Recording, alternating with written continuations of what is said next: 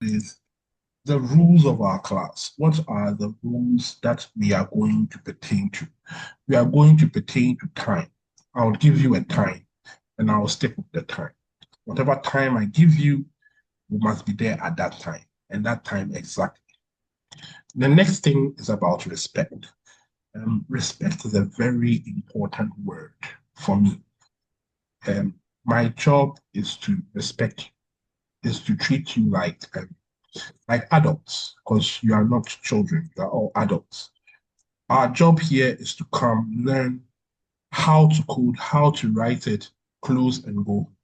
So I expect that when we come here, all of us in our groups, in class, we would have a certain level of respectful tone in the things in which we do.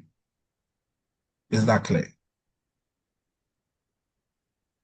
The Yes, next sir. thing in which I would also want is us to be prepared. For every class in which we come, we must be prepared. As I said, our first 3 weeks are going to be online. So since we are going to be online, we would have a different way of doing things. But the moment we meet in person, I expect each person will have a laptop. I expect each person should be ready whenever they come to class. All the softwares we need to install, you would have installed it before you come. It's not that when I'm teaching, you are now installed. We would be doing a lot of typing in this class, which means that if your typing skills are not good, your typing school has to be good. I'm not going to tell you go and learn how to type, go and do this. No. If your typing, let's say if your typing skills on a scale of 1 to 10 is a 0, by the time in which we meet in person, whatever typing skills you have should be a 10 over 10. I need you to be able to type, because when we meet in person, everything we'll do would be on the computer. From the very moment I enter the class to the time in which we close, all we would do would be on the computer, and everything we do would be writing code and manipulating the computer and doing those kind of stuff. So I need you to be able to implement the computer very well. Hence, we would need a PC. Now, another question in which a student would ask is, maybe all hands are not the same. I can't afford a PC. That's okay. But you can afford a friend, and your friend could be a friend that has a PC. That means when you are coming, I'm not saying bring your PC, I'm saying bring a PC. So wherever you get a PC, get the PC and bring. Luckily for us, our classes on campus will be held in the lab. So it means that in the lab, there are computers there. So if you know you wouldn't get any PC from anyone, when you come, sit behind a PC in the lab that is working, and then utilize the PC over there. In your schooling life, there will be assignments and things in which you would have to do. So make sure you do them on time. There will be no extension of deadlines. We will discuss them before we put in the assignments there. And whatever assignment is given to you, I expect that by the time the assignment time is up, you will have done it. The final thing too is that um, uh, when it is 9 o'clock, don't call me. When it is 9 o'clock in the night, don't call. I know maybe it is at 9 o'clock that maybe you have gotten time to code or something, but it is nine. Whatever you are doing at 9 o'clock, you imagine I'm doing the same thing, and don't call me. Okay. But before 9 o'clock in the, like after 9 o'clock in the morning and before 9 o'clock in the night, you can call me at any time to discuss anything in which you want. But when it is 9 o'clock, um, don't call me. Is that okay? So do we all understand the rules? We are all perfect with everything. Are there any questions we need to ask? Let's treat this like a marriage. So you have the opportunity to ask anything you want, to, but if you don't ask and I move on, then it means you hold your silence forever like a marriage. So are there any questions you have to ask before I move on? So, I was wondering which programming language you are Uh, about to study. We are going to study, because it is your initial programming language, we will study C++ to make our lives Okay. Okay.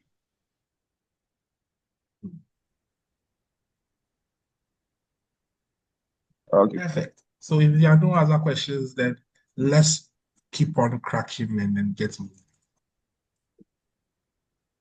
So as I said, we are going to study C++.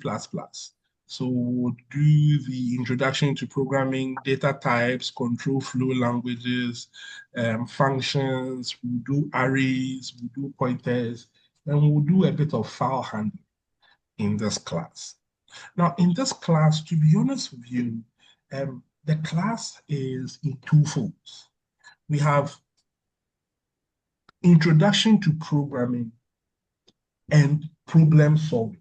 That means that we have to also learn how we can see a problem, break a problem down, and solve it. That aspect is very, very important. See a problem, break a problem down, and solve it. So it is not only the programming language we will learn, it is the breaking of problems also in which we are going to learn. There are some things in which I have to say at this point. And number one, not everybody likes programming because, to be honest with you, programming is something which is very mental and individualistic. So it means it is me behind the computer writing the code. But there comes a point in time where you have to make a decision. As an individual, you have to make a decision for yourself. You have to accept the challenge. So for the next 12 weeks, what I want from you is to accept the challenge. Is the course hard? It is hard. So now we have gotten that aspect out of the way. The course is hard. We all accept the course is hard. Hooray. Now, after we have accepted the course, we can move on to the part whereby we are going to do the course and do it very well. And to do the course very well, there's a lot of practice involved. There's a lot of repetition and practice and remembering that has to be done. So if you are that person who is not going to repeat and not going to practice, you are not going to do the course and do it very well. So I don't need you to get it correct. I need you to practice. That means you would make mistakes. There is nothing wrong with you making a mistake. To be honest, if you make a mistake and you don't understand, you can message me. We can talk about your mistake. I have no problem with you making a mistake. The key is when you make a mistake and you know why you have made a mistake, I don't expect you to repeat the mistake again. So, is programming hard? Yes, it is hard. Is it doable? It is doable. Come on. It gets to a certain point in which it is so easy. But before we get to there, it is so easy part. We will suffer a bit. And it is okay. That is the point I want to make. Because we all suffered. I suffered. I struggled initially when I did programming. But does it get easy? It gets easier. It gets very, very easy. Does that make sense, please? So, if that makes sense, let's crack on with what we are going to do today. Today, we are going to introduce ourselves to the course and what we are going to do. And the first thing we are going to do is what is a programming language? A programming language is a language that is acceptable to the computer, or a language that is acceptable to a computer system is called a programming language, or a program is called a computer language or a programming language. The process of creating a sequence of instructions in such a language is called programming or coding. Now let's look at this very well. They are saying that if I speak a language that the computer system accepts, then they are calling it a programming language. Now, for me to speak that language, I have to put a sequence of instructions down. Those sequence of instructions, when put down, become me programming or coding. That is, if I tell someone I am a coder, it means that I am writing a sequence of instructions. When I tell you that something is an instruction, it means I have specified an order for you to do. You would know the direction of the order. There is no ambiguity in the order. If I tell you, hey, get up, It's not now you're coming to ask me, should I go under the chair or move to the side or move to the left? You are just getting up. So when I give you a command to do, I expect you to follow the command. I would not give you the command in which you would ask me, oh, so which one should I do first? The first one, the second one, or the third one? Or I can do the second one first, or maybe move to the third one. It is a set of sequence instructions, which means you move from 1 to 2 to 3 to 4 to 5. There is a sequence. A program is a set of instructions written to perform a specific task by a computer. So if I want my computer to move the mouse from point A to B, that is a program. Why is it a program? Because the task is from point A to B. So mouse, move, point A to B, how to do it, how I'll specify for you to do the task is me writing the program.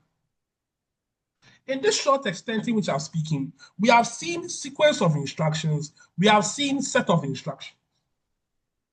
That means that the way we think, the way we behave, the way we see things has to change. They have to move from us seeing things in a sequential way. Oh, do this when you're done, do this when you're done, do this when you're done, do that. But it's not just about you doing things.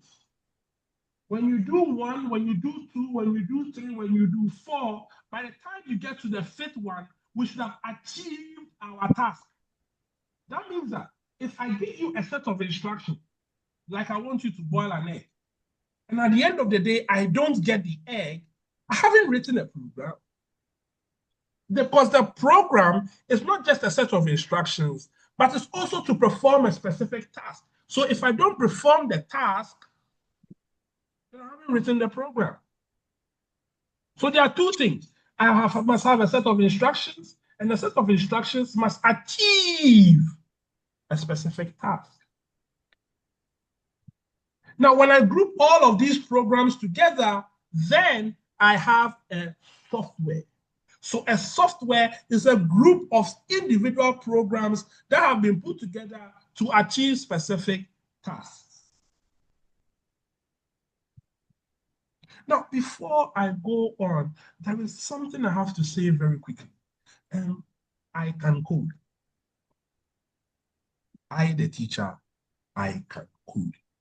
So whenever I ask the question, do you understand? Is there anything? I'm not asking for me because I can code. I'm asking for you because programming, again, because of the nature of how we have to think, it is per perspective. Nobody here pays more school fees than the other. If you don't understand something, it is very important you have the courage to say it now. We can go over, we can discuss, we can go over. Do not be those people who they don't understand, but they'll keep it on themselves because they are afraid someone will laugh at them. No one here will laugh at you. There is no, lack of a better word, stupid question. Stupid. Everything here is acceptable. So let's go to the next slide. The language of a programming language means that we are communicating. If I come to you and say, hey, how are you, sweetie, or how are you, darling, or it's saying, or te or ten, each of these languages I've spoken, I am conveying a meaning to somebody. So it means that for the computer, we are speaking a language that I can communicate with the computer with, and the computer can communicate back to me with.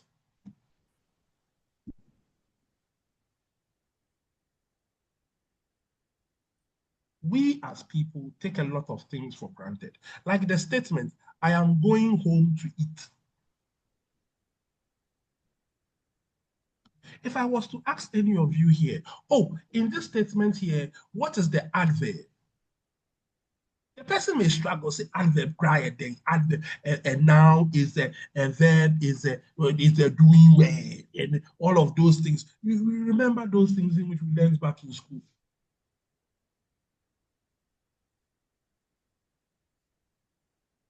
You see, The things we have here, I am going home to eat.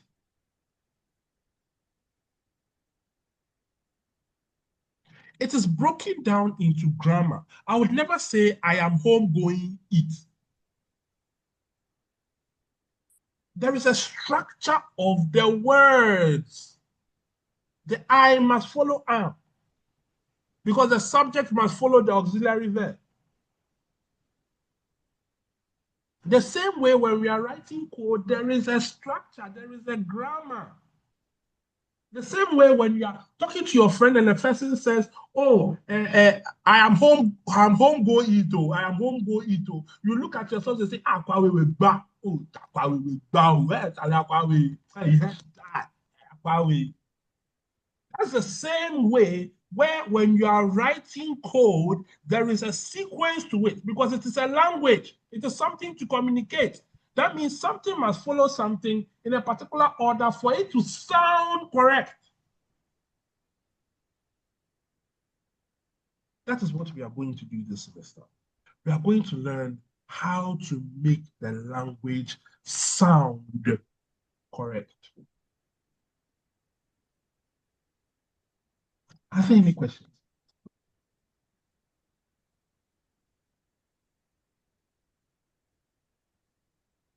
We all good? Yes, sir. Yes, Fantastic. yes, please. Fantastic. So, programming language are broadly classified as low-level languages and high-level languages. Low-level languages, we are talking about the machine language. Over there are lots of ones and zeros. And we are talking about assembly languages. Over there are ones and zeros, but there are also mnemonics. That is human-like words, like add this to this, move this to this, those kind of words. So it is human-like because there is add, there is move, there is input, there is fetch. There's those kind of words over there. But it is more geared towards the computer than the human. Then there is the high level language. The high level language is in the language in which we are comfortable with. If this is that, then go and put this here, then move this there, then form this here. It is in those kind of speeches. So in programming languages, there is basic. So you hear Q basic, for those of you who have done it back in the day. Then there is C. Then there is C++. Then there is C sharp. For the very old computers, there is Cobalt, there's Fortran. Languages which were built for example, Fortran was built for mathematics. Cobalt was built for business-oriented programming language. The programming languages are built for purposes. The same way you and I can speak Tree, English, Ewe, we all don't speak the same language. Even whenever we speak, for example, I am Fanti, I speak Aguna. The Aguna Fanti is very different from the Cape Coast people's Fanti, which is very different from the Takrade people's Fanti. They are all Fanti. It's a language. We must learn to speak the language.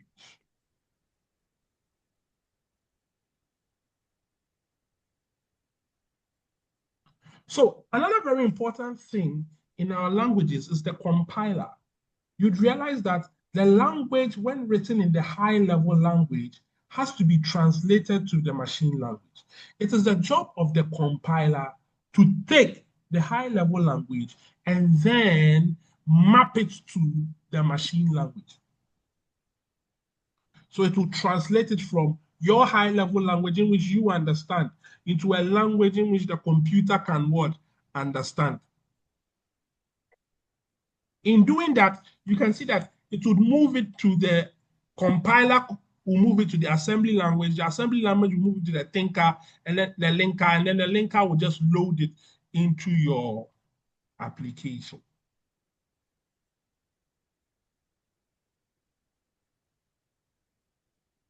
Now we have seen this. We said a program is a set of instructions written to perform a specific task by the computer. The key points, it is a set of instructions. Key point, it is written to perform a specific task. I've spoken about this. Now, your problem-solving skills improves with practice and experience. Very true. Very, very true.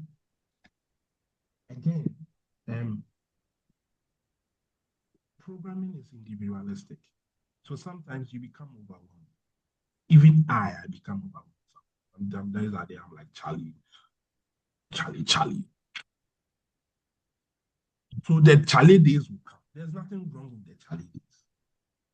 But the joy of programming is not the Charlie day. And the joy, and you understand this very soon, is when you have taken 3 days to write one code and it is working. You're like, yeah, I did it. Keep that in mind. And it comes because you practice and you have experience. At this stage of our course, some of you don't. It really doesn't matter. In 12 weeks' time, all of you should have built experience. Hello, sir. Practice. Yes. Please, sometimes your voice seems to be far away, sir. Oh, okay. Is it okay now? It's showing a little bit. Is it okay now? No, it's far. My voice is far. Okay, it's okay. Okay, let me see.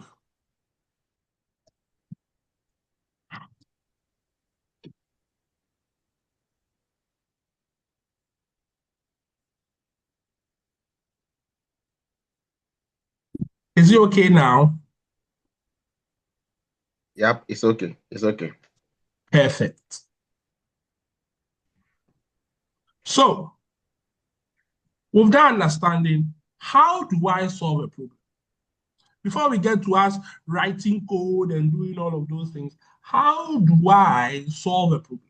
If I have a problem I want to solve, how do I solve it? First, I must read it very carefully to understand what the problem is. Second, I must identify the unknowns and knowns. Unknowns means that the things in which the user must provide or the information in which at the point in time the program is being written is not available. The knowns means that the information which is available at the time in which the program is being built. We can visualize the problem by drawing flowcharts and diagrams. After visualizing, we must think of a way we will solve the problem. Then we must carry out the solution we have thought of. Now note, the solution we have thought of may be wrong, may not even be the best solution.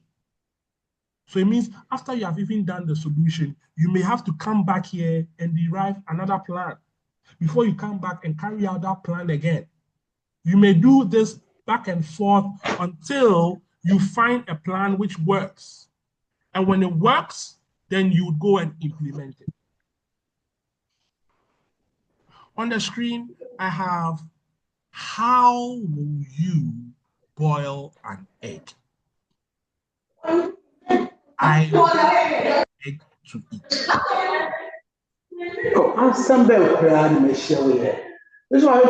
I want an egg for myself to eat. How will I boil an egg for me to eat?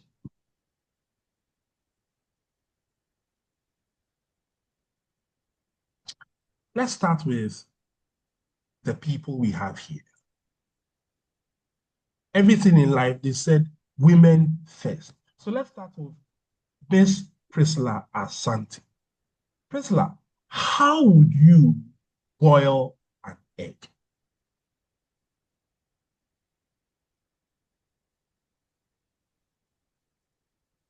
Okay. So I'll watch it and set on the fire, put the in a saucepan Priscilla, with water. wait. So what you are saying, is this step 1, step 2, or step 3 or 5? Okay. Priscilla, what you are saying, which step is it? Step 1, So step 1, what will you do? I'll wash my egg. You wash your egg. Oh, okay. Step 2, what will you do? I'll look for a saucepan and pour water in. So pan with water. Okay. Then step 3, what will you do? I'll put it on the stove and light it up. So stove and light it Yeah. up. And then what will you do? And the next step, the stove with the water. I've already placed the egg in, so I'll just add a pinch of salt and So cover when it. did you place the egg in the stove and the water? In step 3 or step 4? In step 3, In step 3. So here it is stove yeah. with egg.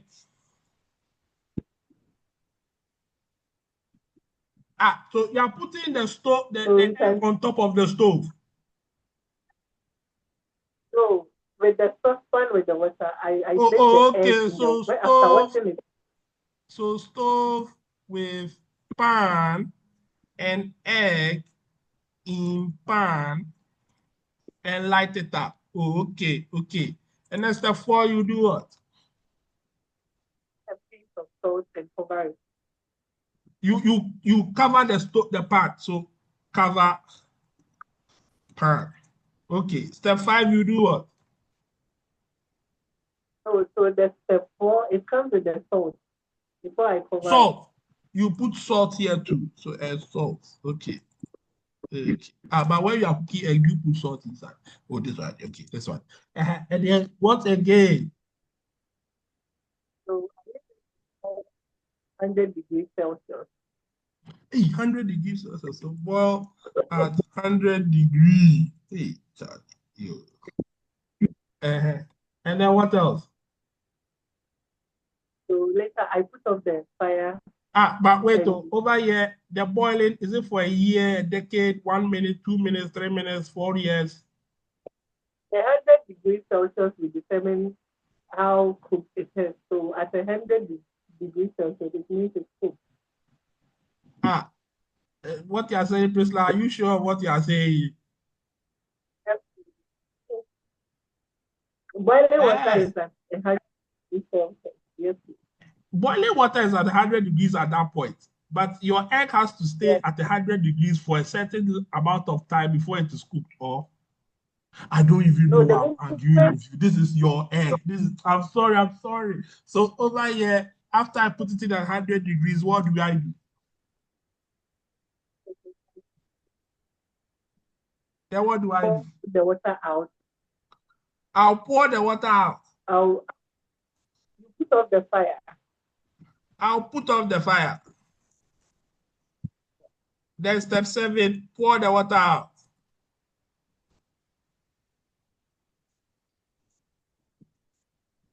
Then I'll do what again? And you press another water on the egg for it to cool down a little bit. To pour another water in pan with egg. That means here with egg should be here somewhere. Then you do what? The ninth step, you remove the peel, the eggshells. Okay, peel egg. And then after that, what else? Ready for consumption. Consult to eat egg. Okay. This time we are not in class, but I'll clap for you. Clap for everybody. So beautiful. So this is the way in which Miss Asante is going to boil egg. Nobody can say this way. one girl, one guy. So, Mr. Gerard Papa, how are you going to boil your egg? Okay, so for my egg, uh, I'll take my egg and Is put that it step in the one or step 4 or step 5? step one. Sir. Okay. So step one, I take my egg, I wash it, and put it in the pan. So all of this is step 1. Yes, please. Step 1, take egg and wash and what? Put it in the pan. Put it on fire. No, you put the egg in the pan. Oh, okay. And put in pan. You. Step 2. Mm-hmm. So step two, you pour some water in the pan with the egg Pour and put it on the fire. water Yes. in pan with egg and put on fire. Okay. Step Yes. 3. Step three, you allow the egg to boil for 15 to 20 minutes. Egg, that Gerard, you know that if it boils for that long, it will burn. But it's okay. It's okay. This Oh, is Gerard's egg. I don't know why I'm even yes, it's commenting. my I'm egg. sorry. So It's my boil egg. egg. Boil is your egg. I'm sorry. I'm very sorry. Forgive me. Boil egg for 15 minutes. Hey, Gerard's egg will be Yes, black. To 20, this yes, egg will 20 minutes. Like this egg there. The wood sell watching with this egg. okay. And then what will you do again? Okay, so step four, Mm-hmm. pour the water from the pan. Leaving Okay, the egg in it. pour water out Yes, the from hot water out. pan. Mm-hmm. And that's step 5. Step five, you put cold water in the pan to let the egg cool down. Okay. And then step 6. Step six, you peel the egg Okay, and you peel have your boiled egg. egg. And then step 7, we eat beer. Eat Yes, egg. sir. Okay, another round of applause. Now, a very important thing for us to note here. Number one, we can see that for our first classmate, her egg is going to take 10 steps. For this classmate, his egg is going to take 7 steps. You want the one which will do the task in the fastest time. So it means that if it was time, Gerard has won. Number 2, your steps are instructions, which means what you say there should be on point. There shouldn't be any ambiguity. For example, over here in the slide, we have put egg in a pot. Add enough water to cover the egg by an inch. So over there in your 2 scenarios, you said we should pour water, 1 bucket, 2 bucket, 3 bucket, 4 bucket, a teaspoon of water. How much water do we need to put in the bucket?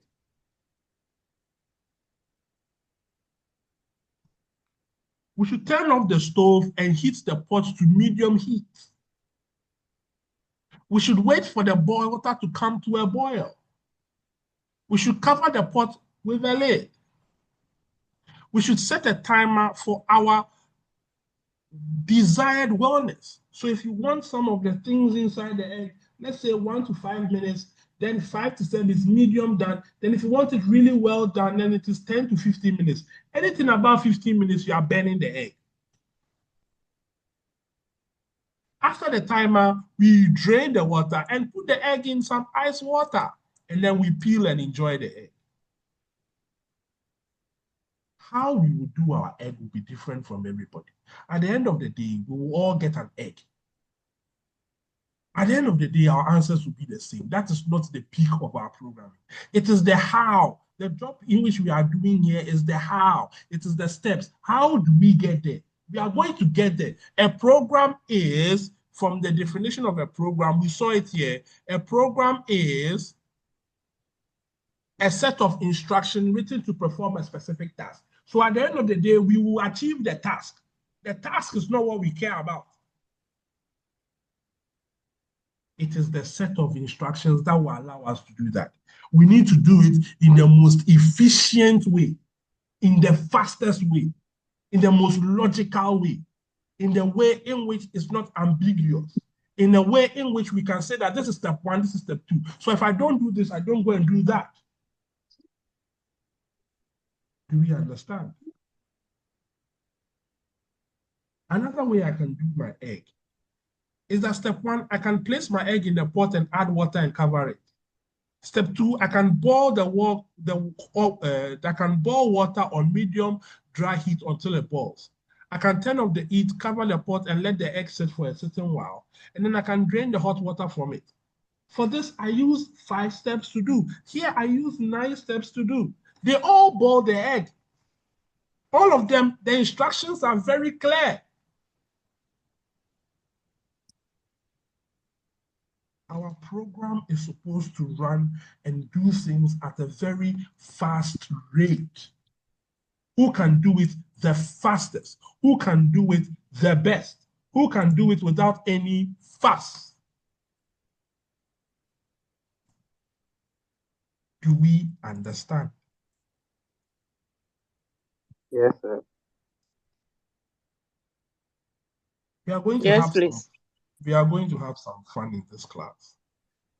In your class group, I'm going to send you how to install C++ on VS Code.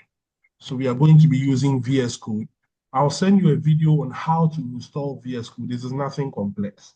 And then I'll send you another video on how to install C++ on VS Code.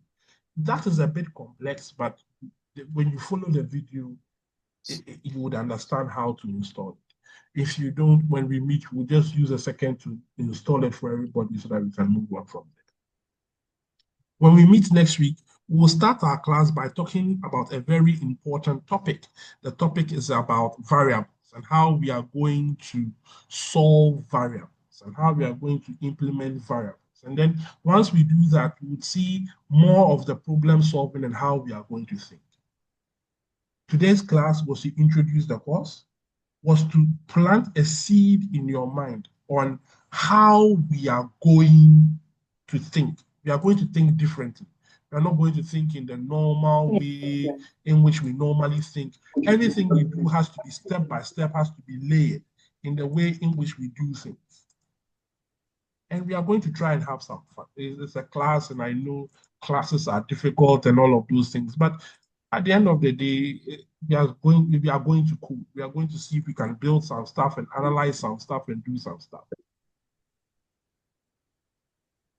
If there are no questions, we will end the class here for today, and then we will see our faces again next week when we will dive deeper and have a longer class and a longer expression of what we have to do.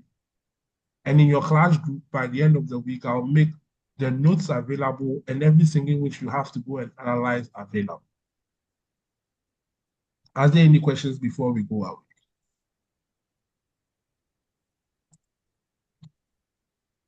No, sir. It's fine for now. Then thank you all for coming today. I hope to see you again next week. Are we okay? Bye-bye. Bye.